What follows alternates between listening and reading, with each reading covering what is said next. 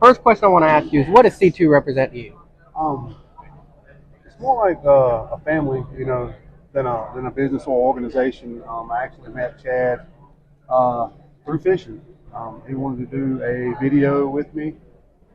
We got on the boat, went to Tillery. We actually caught one fish all night. So a lot of talking involved. A lot of times, get on the same page. I really like the idea of what he stands behind as far as promoting, getting veterans on the water, youth anglers, which means a lot to me because I was doing it, prior to that. But when you got a company that really wants to get on board with that as well, it's kind of hard, to say no to that. I mean, it's all for the right reasons. Right. Now, kind of going a little bit off of that is, as team captain, a lot of people, I know people have reached out to me in terms of like when people ask, what do we look for in terms of, somebody potentially looking to join the team? What would you say are your top points for somebody that is, really likes what we're about and is really looking to, potentially join the team? Um, my main thing is, being in it for the right reasons.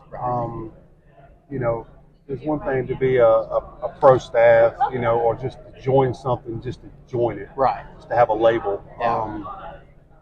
If I want to be a part of something, I want to be a part of something that I believe in or that I stand by, not Right. just to have a label on beside your name on Facebook or TikTok or Yeah. whatever the case may be. Don't look more for the label, but look for more about what the company itself Right. represents. If they're Right. doing it for the right reasons, and you're in it for the right reasons, then it's already a common bond right there. Right. And like I said, I don't, good attitude, professionalism, and most importantly, is the drama aspect of it.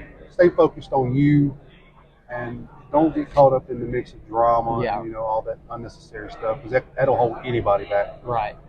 Um, Kind of switching gears here, social media, I mean, throughout the years has really become a prominent, aspect and allowed, you know, a lot more people to have some of the, some awesome opportunities as well as being talented anglers. It brings another, um, another way to reach a larger audience. How, as obviously, been following you and, knowing you in person and also on there, you've developed quite, a good following on your own. What is your biggest piece of advice for somebody that, kind of wants to get into social media scene? Um, the main thing is content. Good content. I say so. My thing is keep the camera rolling because when you least expect it, it'll be it might be that one moment that, say for instance, you put it on TikTok and it goes viral, or it could be something as simple as a takedown, or a wild moment, with a net trying to net a fish or anything of that nature. It takes such a little, it's all about the wow factor. Right. Like I got some videos on there that's of my kids doing silly stuff, and it's just, hey, it's there. People like to see stuff like that. And like I said, I'm a firm believer in the right stuff going on there. Make sure it's because people like the good side of the drama-free side, the good side, and wanting to see the positive side of fishing because there's a lot of negativity, and Right. if you some people want to see the good stuff to it. Oh yeah. There's a lot of good stuff. Oh yeah. And we're here at the Smoky Mountain Fishing Expo here in Pigeon Forge, Tennessee. Um, so here at the C2 booth here, we actually have some raffles and prizes that are going in. We've got cornhole boards, uh, two C2 $50 gift cards, a $50 gift card to Hillbilly Handheld, and the last one is one that I'm also really looking forward to winning. It's a trip with this gentleman that is actually sitting here next to me, Mr. Timmy London. So, if somebody were to win that trip, where would it be? What would they need to do? I know I grew up fishing. My one of my first times on the big water on Bugs Island was when you took me out there on the boat. Can you just kind of walk everybody through what that would consist of? So being knowledgeable, or whoever wins it, if they are knowledgeable of water, my intentions are to give them a pretty good choice of where they want to fish. You know, we can go to the James, Bugs, Gaston, any of the yakking chain. Um, if they don't have knowledge, obviously, you know, I'll pick it if they don't want to. Right. But I mean, basically, just show up with your drinks and snacks, and I'll do everything else. That's awesome. Yeah, and that's one thing I know.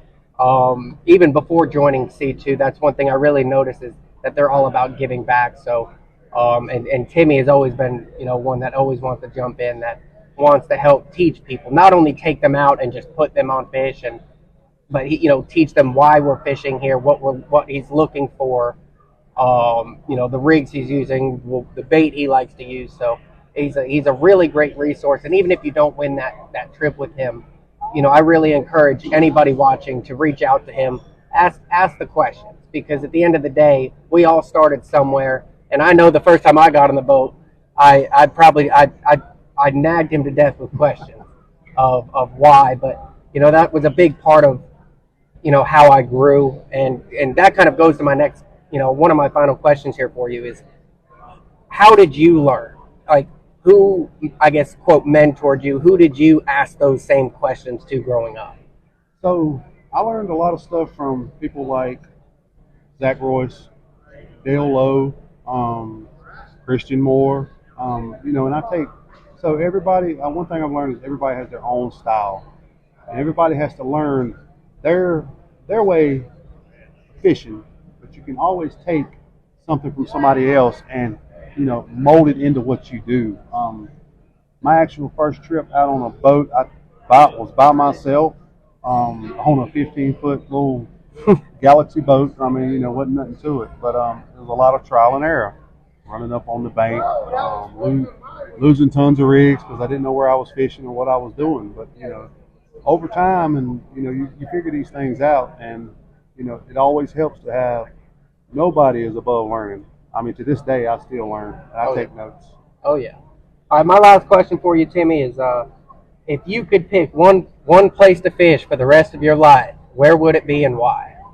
I would have to say one place only. I would have to say probably Kerr Lake, and the only reason I say that is because I believe that's where the next potential world record blue will come from, and it's got a decent size, you know, decent amount of flatheads. It's got a good mixture, and 100-pound fish is not out of the realm down there. You know, you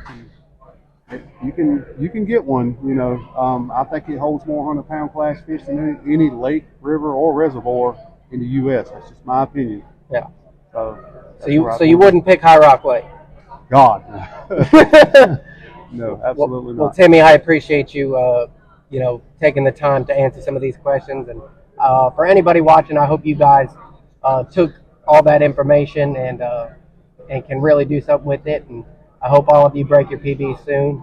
And we'll talk to you again soon.